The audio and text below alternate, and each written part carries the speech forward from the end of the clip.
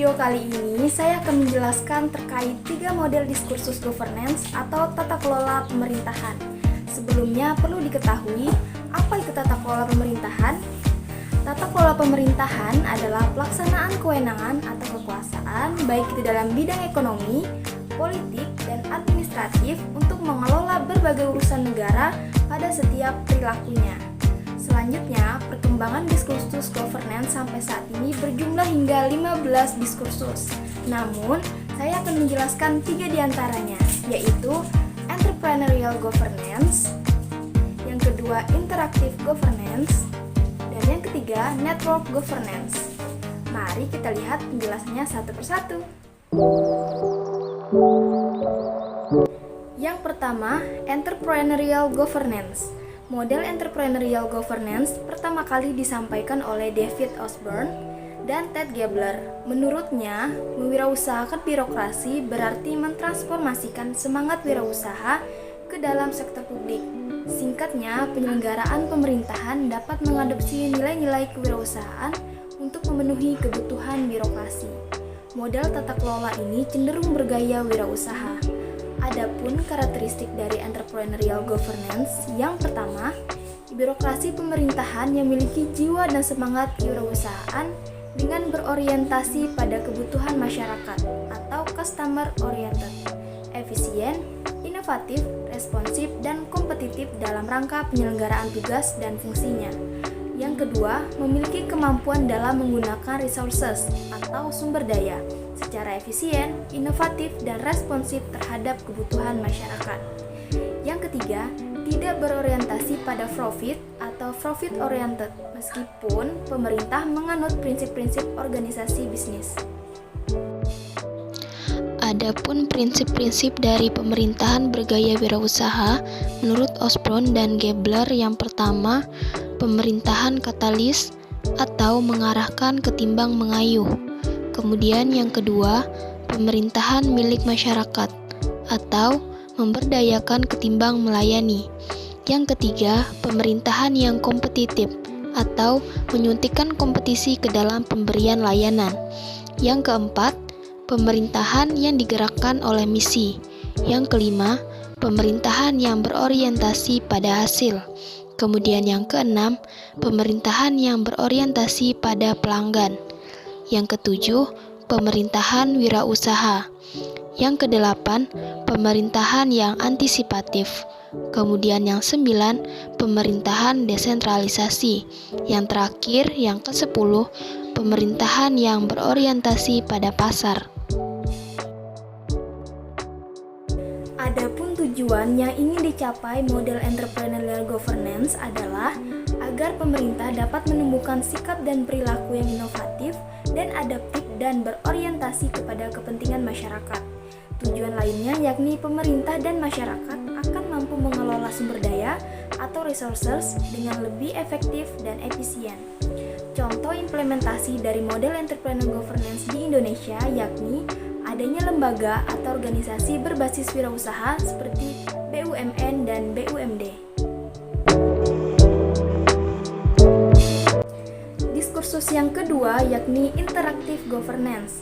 Model ini menekankan pada peran pemerintahan negara, swasta atau pasar, dan masyarakat sipil dalam pemecahan masalah publik, serta bersama-sama dalam menciptakan kesempatan sosial. Model interactive governance ini bercirikan, yang pertama cenderung lebih demokratis, yang kedua melibatkan pemangku kepentingan yang berpengaruh di masyarakat secara langsung dan terus-menerus. Sedangkan yang ketiga, kelompok yang terlibat langsung dalam model ini tidak merupakan perwakilan masyarakat umum, tetapi tidak menutup kemungkinan aspirasi masyarakat dapat menjadi input dalam pelaksanaan kebijakan. Tujuan dari interactive governance adalah menciptakan zona bebas kekuasaan di mana solusi teknis didapat dari interaksi berbagai aktor, sehingga menghasilkan sinergi yang menguntungkan dan efisien untuk pemenuhan kepentingan masyarakat. Adapun contoh implementasi dari interactive governance di Indonesia yakni pada kasus korupsi. Pemerintah tidak memberantas sendiri tindakan itu, melainkan bersinergi dengan lembaga dan aktor lainnya. yakni KPK sebagai lembaga yang menginisiasi tindakan tangkap tangan koruptor dan lembaga peradilan sebagai penegak hukum terkait tindak pidana korupsi tersebut. Diskursus yang ketiga, yakni Network Governance.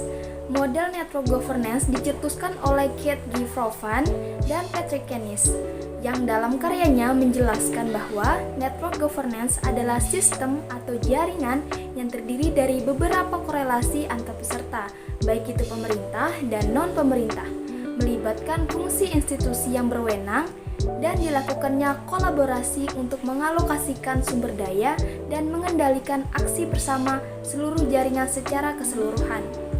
Kerjasama ini umumnya melibatkan pemerintah, sektor swasta, dan masyarakat sipil untuk mengoptimalkan peran pemerintah dalam pelaksanaan kebijakan dan pelayanan publik yang berbasis kepentingan rakyat. Adapun karakteristik dari model network governance adalah yang pertama, adanya kebutuhan dalam pertukaran sumber daya karena masing-masing aktor memiliki sumber daya dan kekurangan yang berbeda-beda sehingga diperlukan pertukaran masing-masing sumber daya dan kekurangan tersebut. Yang kedua, adanya interaksi antar aktor yang terlibat dalam jaringan. Yang ketiga, bersifat otonomi. Dalam hal ini berarti masing-masing aktor memiliki pembagian tugas sesuai dengan kemampuannya. Yang keempat, memiliki tujuan yang jelas yang hendak dicapai. Yang kelima, memiliki pola kerangka kerja atau framework yang relatif terlembagakan yang dibangun oleh pola interaksi para aktor dan memandu interaksi jaringan di masa depan. Yang keenam, aktor yang beragam. Hal ini dikarenakan masing-masing aktor memiliki latar belakang organisasi yang berbeda-beda.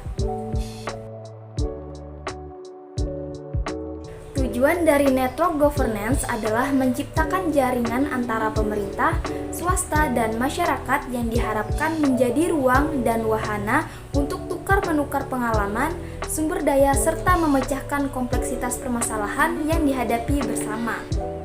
Adapun contoh implementasi dari model network governance Indonesia, yakni adanya kerjasama antara Dinas Pertanian, Forum Bulog, dan masyarakat untuk mengatasi permasalahan pertanian padi di suatu daerah.